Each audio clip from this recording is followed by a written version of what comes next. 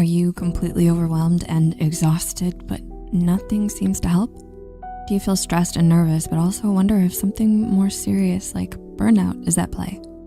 More often than not, stress and burnout can be confused with one another.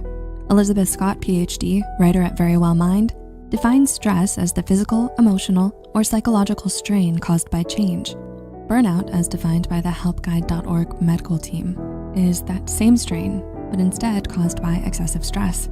Melinda Smith says that stress can feel like you're drowning, but burnout can feel like you're dried up and have nothing left to give.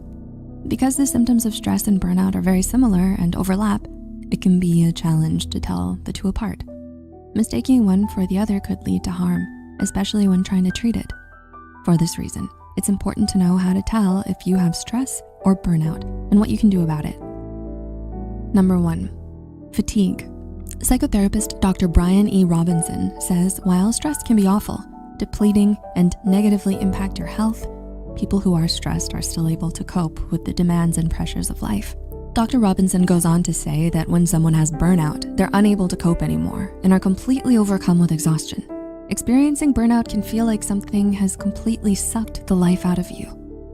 Are you feeling totally depleted? Like you have nothing more to give? If you answered yes, you may be experiencing more than just stress, and it could be burnout.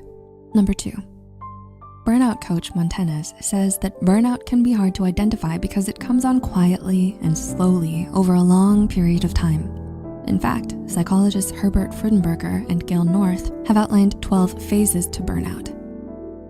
Excessive drive, ambition, pushing yourself to work harder, neglecting your own needs, displacement of conflict, no time for non-work related needs, denial, withdrawal, behavior changes, depersonalization, inner emptiness or anxiety, depression, mental or physical collapse. The first phase is excessive drive and ambition. You can then find yourself neglecting your own needs after pushing yourself to work harder. Later on, burnout starts to manifest as inner emptiness and anxiety and depression. And finally, you can experience mental or physical collapse. Number 3, daily struggling. The relationship between mental toughness, stress, and burnout among adolescents. A longitudinal study with Swiss vocational students says burnout is primarily a work-related syndrome, but there is research to support that it can be seen in other environments as well, such as in school or academia. The European Journal of Investigation in Health, Psychology, and Education states that school burnout arises when students feel overwhelmed and unable to cope with stressful events.